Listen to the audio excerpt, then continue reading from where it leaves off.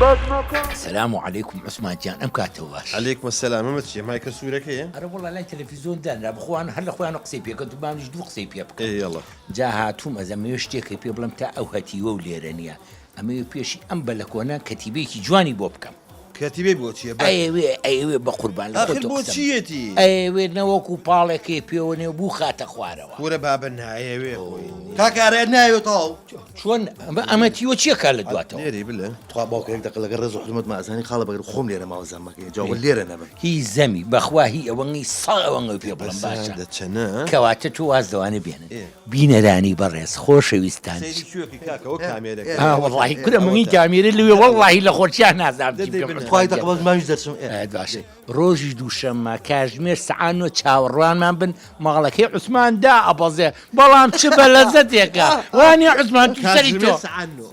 واس بالله ساعتك منود ايوه بيلان قيتيكا بس ابو كاشمير نو كاشمير سعنو دوشما مثلا ممكن باكل كوتي شاوري مالي عثمان بن